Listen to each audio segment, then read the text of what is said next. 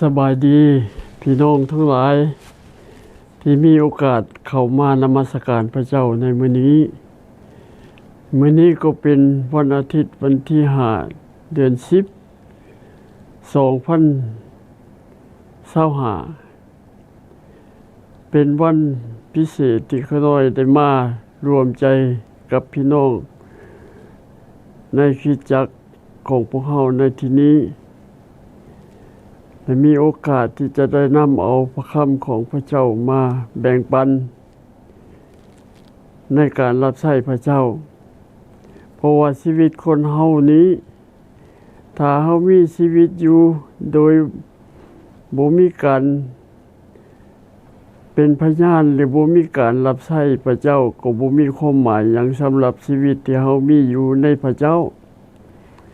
ดังนั้นในผ่านมาเฮาก็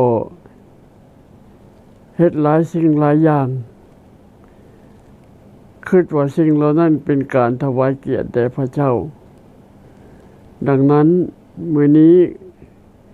ข้าน้อยขอแสดงความเคารพนับถือมายังบรรดาครูอาจารย์จิยาภิบาลเฒ่าแก่ผู้ปกครองและพี่น้องอันแพงประเสริฐที่มีโอกาสเข้ามาในมื้อนี้อยากถามข่าวว่าพี่น้องสบายดีบ่ และโอกาสมื้อนี้ก็เป็นโอกาสดีที่ข้าน้อยจะได้นำเอาพระคำของพระเจ้ามาเพื่อให้พวกเราได้คิดได้พิจารณานำกันในการดำรงชีวิตของเราในปัจจุบันนี้พี่น้องผู้รับใช้หลายคนเป็นคนมีสติปัญญาเป็นคนที่ฉลาดแล้วก็การเทศนาก็เก่งหลายคนออกไปรับใช้ในเรื่องการเป็นพยานต่างๆให้แก่กันและกันอันนี้ก็เป็นสิ่งที่ดีสำหรับเวียกงานในคริสตจักรของพวกเราแต่ว่ามีสิ่งหนึ่งที่เราจะควรคิดถึงคือความมั่นคงของชีวิตหลังเทื่อเราก็เก่งหลายแต่ว่าความหนักแน่นความสามารถและความมั่นคงในชีวิตของเราบางเทื่อก็อ่อนแอบางเทื่อก็บ่เข้มแข็ง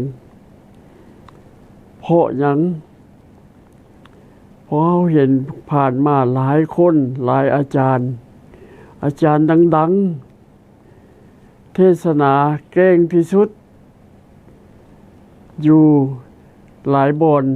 มีอาจารย์หลายคนแต่มีหลายคนนั้นก็ตกไปย้อนความมั่นคงของชีวิตบ่มีแต่สติปัญญาการเทศนาการเป็นพยานแต่ความมั่นคงความแข็งแกร่งความเป็นหินดานในชีวิตของเฮาที่จะรักษาข่าวประเสริฐของพระเยซูคริสต์นั้นบางเทื่อเฮาบ่ได้เอาใจใส่เลยกลับกลายเป็นสิ่งที่ล้มเหลวในชีวิตเฮาเห็นตัวอย่างอาจารย์เทศนามาได้30 ปีสอนคนมีลูกศิษย์ลูกหาหลายแต่สุดท้ายมาก็เสียย้อนผู้สาวลิ้นสู้บางคนกับพระเจ้าย้อนมีเงินมีคำพ่อพระเจ้าอวยพรหลายๆก็ปฏิเสธพระเจ้าอันนี้มันมีคำสอนอยู่ในหนังสือยูดาห์เขาน่าจะได้นำเอาสิ่งเหล่านั้นมาอธิบายนำกันให้เข้าใจว่าการมีชีวิตที่มีความมั่นคงนั้นมันประกอบด้วยหยังแน่ความจริงแล้วก็มีพระเยซูคริสต์ในชีวิตก็เป็นคือหินดานเป็นคือรากฐานอันมั่นคงที่สุดแต่อยู่ในที่นั้นก็ประกอบด้วยรากฐาน อันสำคัญอยู่3อย่างที่ข้าน้อยจะเว้าถึงในมื้อนี้ดังนั้นมันมีคำที่พระเยซูเตือนน้ำหน้าหลายคำเว้าถึงความมั่นคงของคริสตจักรเว้าถึงความมั่นคงของชีวิตของเฮาในการรับใช้พระเจ้าในการที่เฮาเป็นลูกพระเจ้าแล้วก็ในการที่เฮาเป็นคริสเตียนเฮาจะมีชีวิตอันใหม่เนาะ ดังนั้นในหนังสือมัทธิวบท16ข้อ18ฝ่ายเฮาบอกท่านทั้งหลายว่าท่านคือเปโตรถึงศิลาก้อนนี้เฮาจะสร้างคริสตจักรของเฮาขึ้นและประตูแห่งแดนมรณะจะมีชัยชนะต่อคริสตจักรนั้นบ่ได้อันนี้มันมีความหมายถึงความมั่นคงของคริสตจักรของเฮาที่ว่าถ้าเฮาเป็นผู้รับใช้หรือว่าเป็นพยานเป็นคริสเตียนแล้วคริสตจักรก็ตั้งอยู่ถึงชีวิตของเฮาทุกคนให้เฮาเป็นคือหินดานชีวิตเฮาเป็นคือหินดานนั่นมันแม่นความมั่นคงทุกอย่างของชีวิตของคริสตจักรของคริสเตียนเพิ่นเรียกว่าหินดานเทิงหินดานอันนี้เป็นคำสอนเบื้องต้นในเว้าถึงความมั่นคงของพระเยซูคริสต์ของพระเจ้าได้เว้าให้เฮาคิดถึงชีวิตของเฮาที่รับใช้พระเจ้าต้องเป็นคือหินดานประตูแห่งแดนมรณะจะใช้ชนะบ่ได้เฮาต้องได้เข้มแข็งมีความมั่นคงเพื่อบ่ให้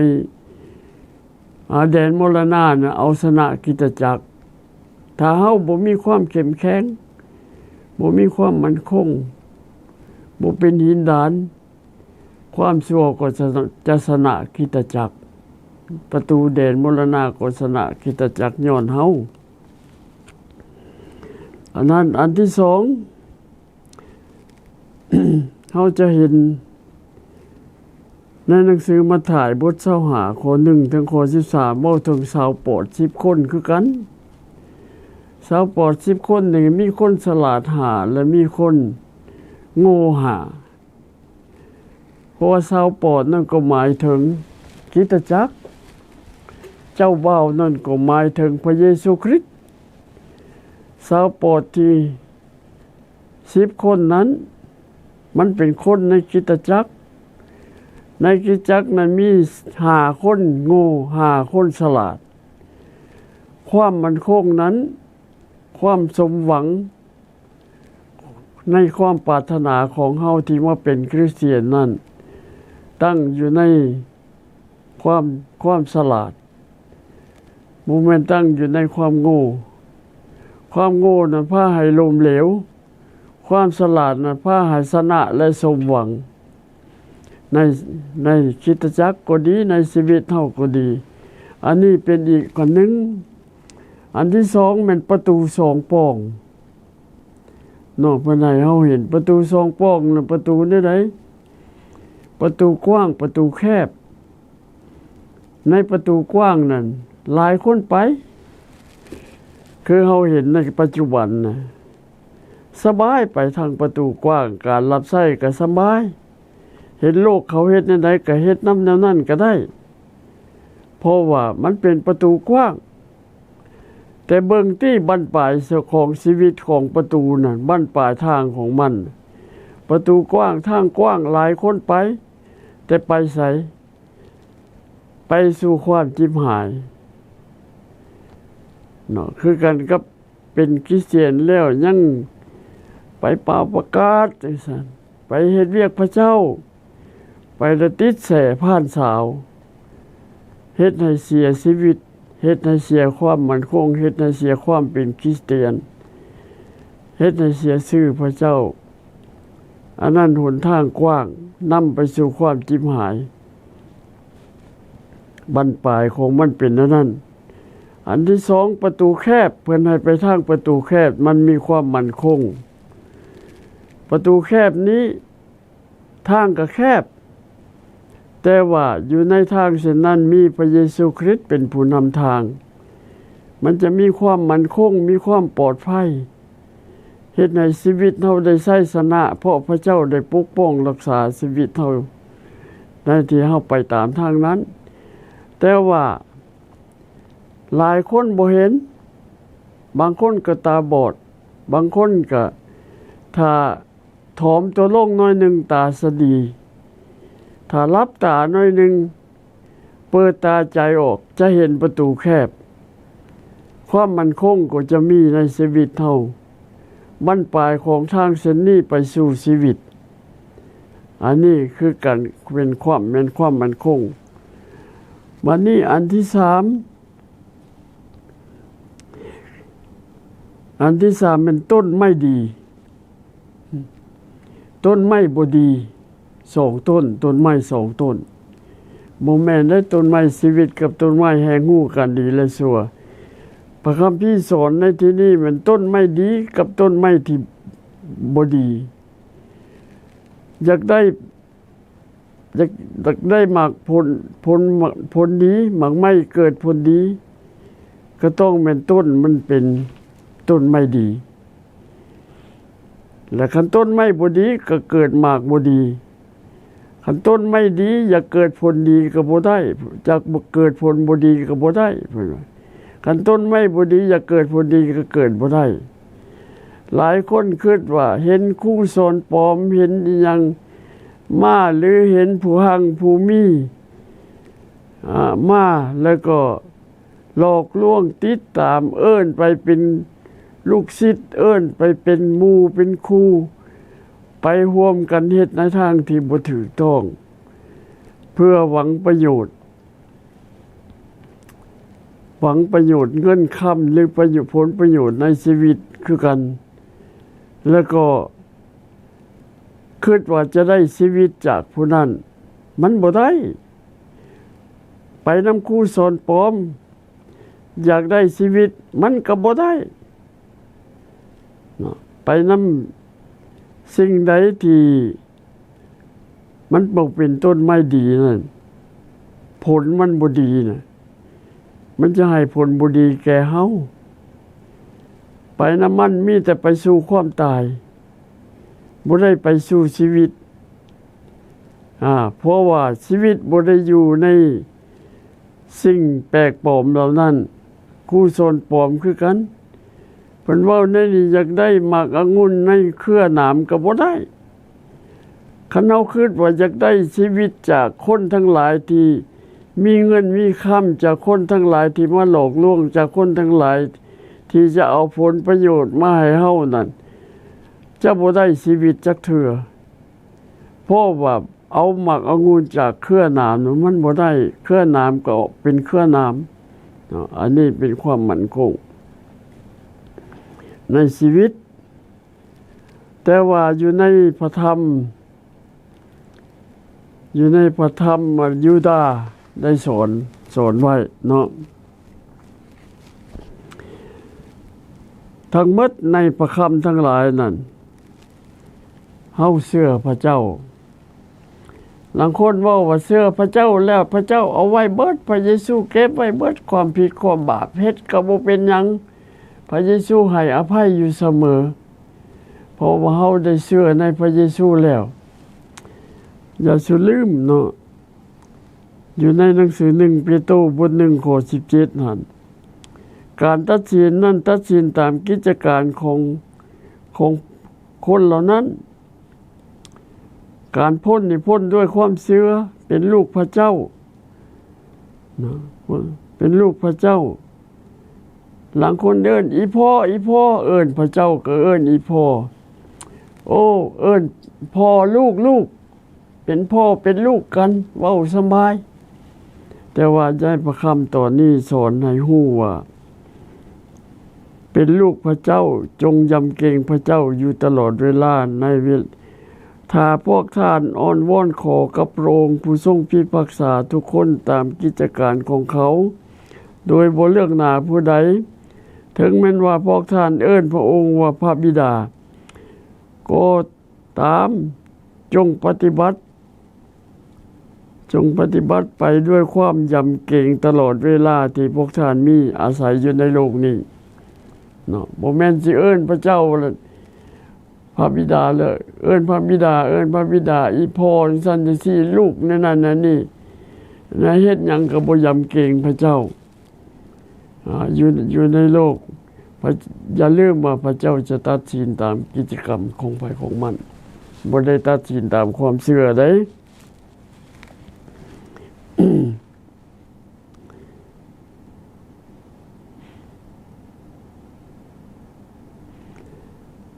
หลายคนเนาะล้มเหลวในชีวิตคริสเตียนเป็นหยังจังว่าล้มเหลวบ่สามารถต่อสู้กับความชั่วบ่สามารถต่อสู้กับกิเลสตัณหาได้มีแต่อยากได้ก็บ่แม่นอยากได้พระเยซูอยากได้ของอยู่ในโลกนี้อธิษฐานก็อธิษฐานขอสิ่งของโลกนี้บ่ขอชีวิตบ่ขอพระเยซูมาในชีวิตอันนี้เป็นความล้มเหลวบ่มีมาตรฐานความเชื่อบ่เข้มแข็งตกในการล่อลวงต่างๆที่เป็นคริสเตียนเดี๋ยวนี้เห็นว่าหลายคนนั้นคันเฮาสังเกตเบิ่งว่าเห็นใน YouTube คือกันบ่จักพ่นละบอกลำวงบ่จักเฮ็ดอันนั้นจักเฮ็ดให้ไผจักสรรเสริญไผทั้งเด้งทั้งเด้าทั้งเต้นทั้งพิสังอึกกระทึกนึกน้องเดี๋ยวนี้มีผู้อยากเฮียนก็มีแต่อยากเฮียนเฮ็ดนั่นน่ะอันนี้แหละคือมาตรฐานชีวิตบ่เข้มแข็งบ่มีมาตรฐานบ่มีความมั่นคงเห็นเขาเฮ็ดหยังอยากเฮ็ดนํเขาเฮ็ดแนวใดก็อยากเฮ็ดแนวนั้นเขาดังก็อยากดังนํเขาอยู่ในโลกนี้เนาะเลยปะความเชื่อปะความมั่นคงแห่งชีวิตกลายไปตกอยู่ในบ่วงแห้วของกิเลสตัณหาและคู่สอนปลอมมันเป็นแนวนั้นเฮาสิเฮ็ดแนวใดในต่อไปเฮาจึงจะเข้มแข็งได้มันมีรากฐานอยู่3อย่างเนาะรากฐานของชีวิตรากฐานอันที่1ที่สำคัญในหนังสือยูดาห์บทในหนังสือยูดาห์ข้อ20เพิ่นว่าเฮ็ดหยังสร้างตนเองขึ้นในความเชื่ออันศักดิ์สิทธิ์ความเชื่ออันศักดิ์สิทธิ์นี่มันอยู่ในไสความเชื่ออันศักดิ์สิทธิ์เนี่ยมันอยู่ในพระคำของพระเจ้าพระคำของพระเจ้าเป็นทั้งชีวิตและเป็นทั้งฤทธิ์เดชอยู่ในตัวเกิดจากพระคำของพระเจ้าเปลี่ยนแปลงมีชีวิตและฤทธิ์เดชพระเยซูกล่าวว่าดังนี้ทุกคนที่ฟังคำเหล่านี้ของเฮาและปฏิบัติตามในหนังสือมัทธิวบท7ข้อ24ก็เปรียบเหมือนคนฉลาดที่ก่อสร้างตึกเทิงหินดานฝนก็ตกน้ำก็นองลมพัดตึกนั้นแต่ตึกนั้นก็บ่เพพังลง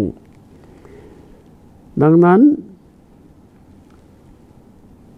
มาตรฐานอันที่1คือพระคำของพระเจ้าเป็นฤทธิ์เดชเป็นชีวิตมีอำนาจที่พาให้เฮาเข้มแข็งขึ้นในความเชื่อได้เป็นความเชื่ออันศักดิ์สิทธิ์ความเชื่อที่พาให้เฮาพ้นความเชื่อที่พาให้เฮาต่อสู้กับความชั่วร้ายต่อสู้กับคู่สอนปลอมต่อสู้กับกิเลสตัณหาต่างๆที่จะเกิดขึ้นมาหลงหลายความอธรรมความชั่วจะเกิดขึ้นมาในภายหลังนี้คันเฮาบ่มีมาตรฐานความเชื่อที่อันศักดิ์สิทธิ์นี้เฮาก็จะจึงอยู่บ่ได้เฮาจะตกอยู่ในเล่ห์เหลี่ยมของผีมารซาตานการชั่วทั้งหลายที่จะมาถึงในอนาคตนั้นเฮาเห็นว่าพระคำก็เป็นสำคัญเป็นทั้งอาหารทั้งจิตวิญญาณคันขาดพระคำแล้วกินอาหารแต่ มิได้กินอาหารละล่าพิษของต้องเทียงกันญาติกันซิ่งกันอยู่ในโลกนี่ย้อนอาหารนั่นเพื่อจะได้มาให้หั่งให้มีให้นอนสะดวกสบายนอนกินอันนั้นกินอาหารฝ่ายโลกบ่มีแล้วก็ซิ่งเอาบ่มีแล้วก็ญาติเอาต่อสู้กันเห็นบทสงครามเกิดอยู่ในปัจจุบันเนี่ยญาติดินญาติดอนญาติทรัพยากรต่างๆอยู่ในโลกนี่มันเป็นการกินอาหารละล่าแต่พอกินมีพระค่ำของพระเจ้าในชีวิตเลี้ยงจิตวิญญาณเฮ็ดให้เฮาเกิดสันติสุขเกิดความสงบสุขเกิดความเข้มแข็งในชีวิตอันนั้นในหนังสือเฮบเรอบท4ข้อ12ว่าเพราะว่าพระธรรมของพระเจ้าประกอบด้วยชีวิตฤทธิ์เดชและคมกว่าดาบ2คมทุกดวงแทงซอดถึงจิตใจและจิตวิญญาณตลอดทั้งกระดูกและติดต่อไขติดต่อกันจึงสังเกตหู้ความคิดความมุ่งหมายในใจทุกสิ่งทุกอย่างเกิดขึ้นมาบ่มีสิ่งใดบังลับไว้จากพระพักของพระองค์แต่ทุกสิ่งได้ปรากฏแจ้งต่อพระเนตรของพระองค์ผู้ที่เฮาให้การนั้นอันนี้มาตรฐานที่1พระคำของพระเจ้านั้นเป็นว่าคมกว่าดาบ2คมทุกดวงแทงซอดถึงจิตใจและจิตวิญญาณดาบ2คมมันเป็นอะไรบางคนว่าโอ้คมหนึ่งนี่ถึกผู้เจ้าคมหนึ่งนี่ถึกผู้อื่นแปลไปสั้นพระคำของพระเจ้านี่เป็นดาบ2คมเนี่ยใดคมอันที่1ถ้าผู้ใดถ่อมตัวลงยอมรับพระคำนั้นและปฏิบัติตามผู้นั้นจะได้สันติสุขได้ความรอดพ้นจากความผิดความบาปพ้นจากการตัดสินในอนาคตอันนี้เป็นคม1คมที่2เด้คมที่2นั่นถ้าผู้ใดได้ยินพระคำของพระเจ้าแล้วบ่ปฏิบัติตามผู้นั้นก็ถูกตัดสินแล้วคมที่1เป็นคมให้เกิดความสุขเกิดความพ้นจากหม้อนรกบึงไฟคมที่2นั่นเป็นคมตัดสินตัดสินแล้วถ้าได้ยินแล้วบ่ฟังแม่นถูกตัดสินแล้วอันนี้ความมั่นคงของพระคำของพระเจ้าเป็นนั้นมีฤทธิ์อำนาจแบบนั้น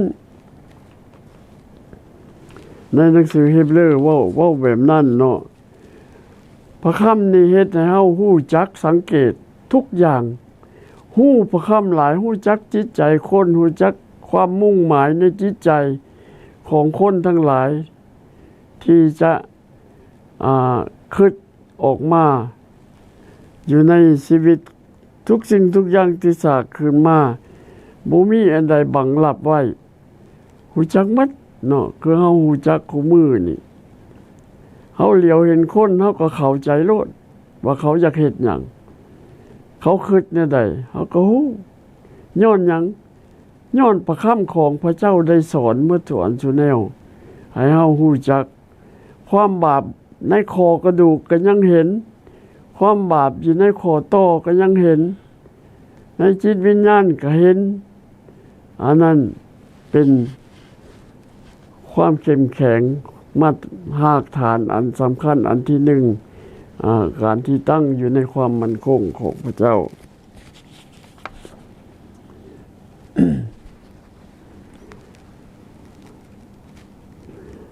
เฮาฮู้จักว่าในหนังสือยอห์นบท3ข้อ17-18นั่นว่าพระบุตรเข้ามาในโลกโดยบ่แม่นมาตัดสินลงโทษมนุษย์โลกเพื่อมนุษย์โลกจะได้พ้นด้วยบุตรนั้นอันนี้เป็นคมที่1ผู้ที่วางใจในพระบุตรก็บ่ถูกตัดสินโทษ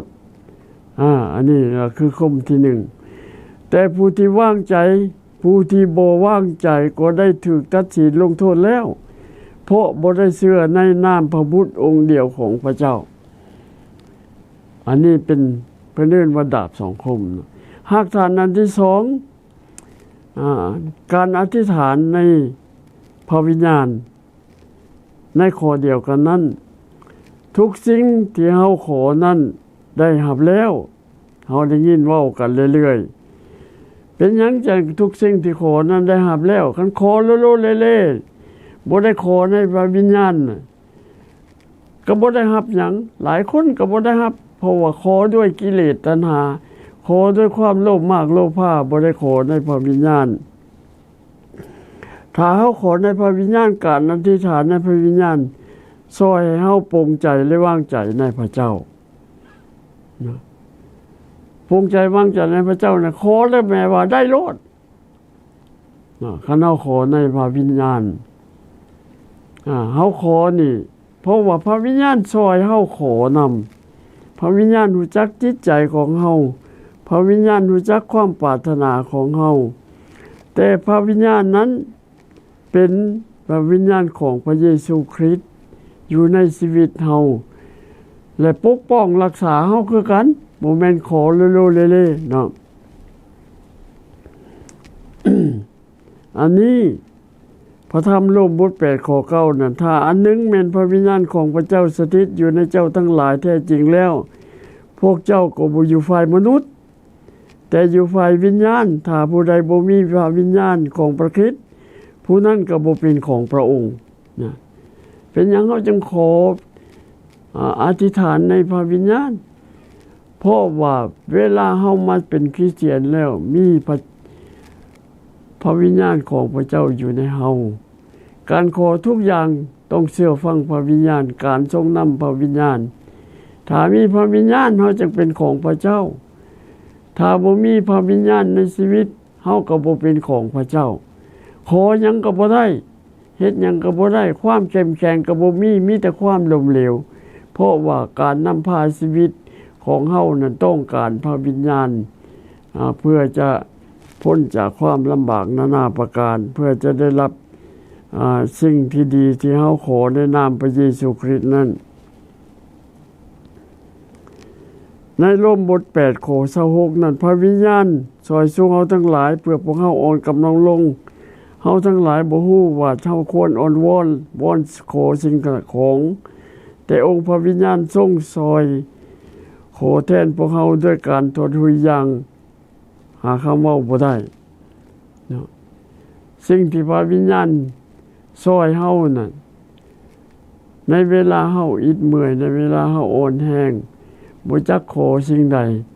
เนาะพระวิญญาณขอต่างเฮาบัดนี้หากฐานอันที่3หากฐานนี่พื้นฐานหากฐานความมั่นคงอันที่3นั้นเพิ่นว่ารักษาตัวไว้ในความรักของพระเจ้าในหนังสือโรมด้วยเหตุนั้นจงพิจารณาเบิ่งความเมตตาความเคร่งครัดของพระเจ้าคือพระองค์เคร่งครัดกับคนเหล่านั้นที่หลงผิดไปแต่พระองค์ทรงเมตตาเจ้าถ้าว่าเจ้าตั้งมั่นคงอยู่ในความเมตตานั้นต่อไปบ่ดังนั้นเจ้าก็จะถูกหักออกเหมือนกันอันนี้ทุกคนที่เป็นคริสเตียนต้องตั้งอยู่ในความรักของพระเจ้าผู้ใดหลงผิดไปอันนั้นคือพระพิโรธของพระเจ้าจะถูกผู้นั้นเนาะอยู่นั้นความเคร่งครัดของพระเจ้าบ่ได้หนาผู้ใดเลยเจ้าสิเป็นคนที่เอิ้นตัวเองว่าเป็นลูกหรือเอิ้นตัวหยังก็ตามถ้าเฮาลงผิดไปบ่กลับคืนมาพระพิโรธของพระเจ้าก็จะถูกผู้นั้น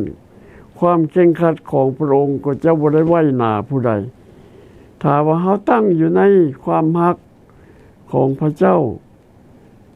พระเจ้าก็เมตตาแก่เฮาตั้งอยู่ในความรักคือตั้งอยู่ในความเมตตาของพระเจ้าพระเจ้าก็จะได้ พระเจ้าจะบ่ได้หักเฮาออกเหมือนกันดังนั้นในหนังสือโยฮันบท15ข้อ9ข้อ10นั่นพระบิดาทรงหักเฮาอย่างใดฝ่ายเฮาก็หักพวกทานเหมือนกันอย่างนั้นจงตั้งอยู่ในความหักของเฮา ถ้าพวกท่านหักของเฮาถ้าพวกท่านถือรักษาบัญญัติของเฮาท่านก็ตั้งอยู่ในความหักของเฮาเหมือนดังเฮาได้ถือรักษาบัญญัติบิดาของเฮาจึงตั้งอยู่ในความหักของพระองค์อันนี้การที่เป็นคริสเตียนตั้งอยู่ในความหักของพระเจ้าถ้าคริสเตียนบ่ได้ตั้งอยู่ในความหักของพระเจ้าเป็นคริสเตียนปลอมบ่แม่นคริสเตียนแท้บ่มีพระวิญญาณบ่มีพระเยซูคริสต์ในชีวิตแล้วก็บ่ได้มีพระเจ้าเป็นคริสเตียนปลอมคริสเตียนไปโบสถ์คริสเตียนไปวิหารคริสเตียนที่เชื่อพระเจ้าอย่างบ่ถูกต้องอันนั้นเป็นประเด็นว่าให้เฮาตั้งอยู่ในความหักของพระเจ้าในคริสตจักรถ้าเฮาบ่ตั้งความหักอยู่ในความหักนั้นปกครองคริสตจักรก็บ่ได้เพราะว่าการปกครองคริสตจักรของพระเจ้าเป็นปกครองด้วยความหักอันนี้เฮาเห็นตัวอย่างหลายบ่อนผู้นำก็ยังไปผิดกับผู้นั้นผู้นี้ถือว่าตัวเป็นใหญ่ถือว่าตัวมีอำนาจตัดผู้นั้นออกเฮ็ดใส่ระเบียบผู้นั้นใส่ระเบียบผู้นี้แต่ว่าการที่จะได้ตั้งอยู่ในความหักของพระเจ้าต้องแสดงตัวด้วยความเมตตาด้วยความหักต่อคนทั้งหลายที่อยู่ในความรับผิดชอบของเฮาญาติเอาเขาออกดึงเอาพวกที่ยังสงสัยแล้วก็เฮ็ดดีกับคนทั้งหลายที่ลงผิดไปให้เขาได้กลับคืนมาดึงญาติเอาเขาออกจากกองไฟที่เขากำลังจะประเสริฐนั้นดังนั้นในชีวิตของเฮาจงถวายเกียรติแด่พระเจ้าการตั้งอยู่ในพระเจ้านั้นในความมาของพระเจ้าเป็นการถวายเกียรติแด่พระเจ้าเพิ่นบอกว่าพระเจ้ามีพระเกียรติสำหรับในชีวิตของเฮาพระเจ้ามีเดชานุภาพในชีวิตของเฮาคือฤทธิ์เดชต่างๆที่เฮาใช้อยู่นั่นอันที่3แม่นพระเจ้าเป็นอานุภาพความยิ่งใหญ่ของพระเจ้าความเป็นพระเจ้าความเป็นคริสเตียนดังพระเยซูคริสต์จนความยิ่งใหญ่ของพระองค์บ่ยินยอมต่อความชั่วบ่ยินยอมต่อกิเลสตัณหาไทยเอาคนโดยความจริงใจโดยความรักของพระองค์จนตายทั้งไม้กางเขนสิ่งเหล่านั้นก็บ่ได้เฮ็ดเปลี่ยนแปลงอย่างในชีวิตของพระองค์อันนั้นคืออานุภาพของพระองค์ใหญ่กว่าระเบิดปรมาณูที่ได้ระเบิดออกแล้วอานุภาพของมันซ้ำใดพระเยซูคริสต์ก็ยังเหนือสิ่งเหล่านั้นต่อไปสร้างชีวิตของคริสเตียนก็ต้องมีอานุภาพของพระเจ้าในชีวิตและอันที่4ก็คือศักดานุภาพศักดิ์ศรีที่พระเจ้าให้บ่เอาไปขายให้ความชั่วบ่เอาไปเฮ็ดให้ทำลายพระข่าวประเสริฐไปนำคู่สอนปลอมและต่อต้านกับคริสตจักรของพระเจ้าหาผลประโยชน์มาใส่ชีวิตโดยบ่มีศักดิ์ศรีหากว่าสงสัยว่าพระเจ้าเลี้ยงเฮาบ่กุ้มอยู่ในบ่อนนั้นบ่มีศักดิ์ศรีหยังชั่วปะเฮ็ดความชั่วก็ยอมเฮ็ดถ้าว่าได้นั่นได้นี่มาได้ผลประโยชน์มาในชีวิตอันนี้เป็นรากฐานอันสำคัญ3อย่างที่พาให้เฮาตั้งมั่นคงอยู่ได้บ่มีล่มจักเทื่อ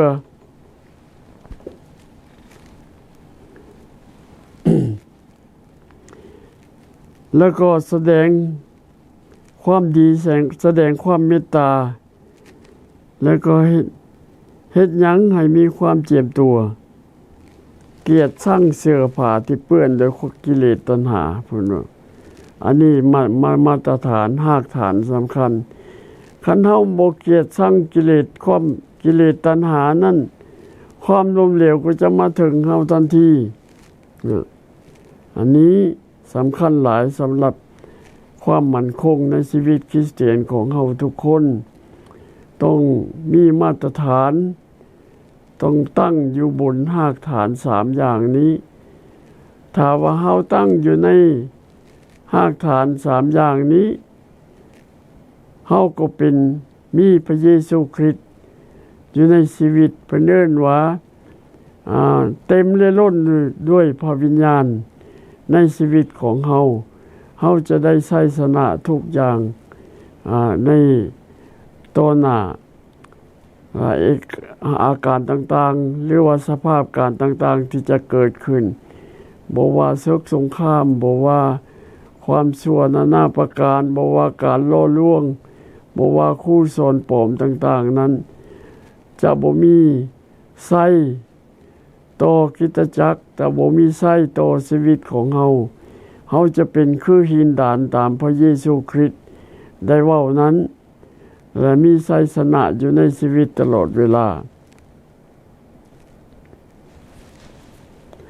รากฐาน3อย่างอันนี้เป็นองค์พระเยซูคริสต์มาอยู่ในชีวิตของเฮาเป็นศิลาเป็นดานหินสำหรับเพื่อรากฐานของเฮือนที่เฮาได้เว้าผ่านมานั้นดังนั้นขอให้รากฐานอันนี้มีอยู่ในชีวิตของคนที่เชื่อเฮาทุกคนให้ได้รับเอามาไว้เป็นพื้นฐานชีวิตของเฮาอย่าไปแสวงหาแนวอื่นอย่าไปแสวงหากฎหมายอย่าไปแสวงหามาตรฐานของโลกและขอให้เฮารับเอาสิ่งเหล่านี้มาเป็นรากฐานอันสำคัญของเฮาจะตั้งอยู่บ่ล่มจักเทื่อจนพระเยซูคริสต์เสด็จมาเฮาจะบ่มีบ่อนตำหนิในชีวิตเฮาจะตั้งอยู่ในพระพรของพระเจ้าตลอดไปดังนั้นในสุดท้ายนี้ขอให้พระเจ้าอวยพรพี่น้องทุกคนอย่าลืมรากฐานอันที่1คือพระธรรมพระคำของพระเจ้าสร้างความเชื่ออันศักดิ์สิทธิ์ของเฮาเองถ้าเฮาอยู่ละล่าเฮาจะอ่อนแอเฮาต้องสร้างขึ้นด้วยพระคำของพระเจ้าอันที่2เฮาจะต้องอธิษฐานด้วยพระวิญญาณในพระวิญญาณบ่แม่นด้วยพระวิญญาณเฮาจะได้รับตลอดเวลาในคำอธิษฐานของเฮานั้นเฮาจะเข้มแข็งอันที่3นั้นก็คือเฮาจงตั้งอยู่ในความรักของพระเจ้ารักษาตัวเฮาเองไว้ในความรักนั้นตลอดไปดังนั้นขอให้3สิ่งนี้เป็นมาตรฐานชีวิตของพี่น้องของเฮาทุกคนอยู่นำกันที่เป็นคริสเตียนนั้นให้คริสตจักรของพระเจ้านั้นเข้มแข็งอยู่ในความมั่นคงของพระเจ้าตลอดเวลานั้นขอให้พระเจ้าอวยพรพี่น้องทุกคนในวันนี้อาเมน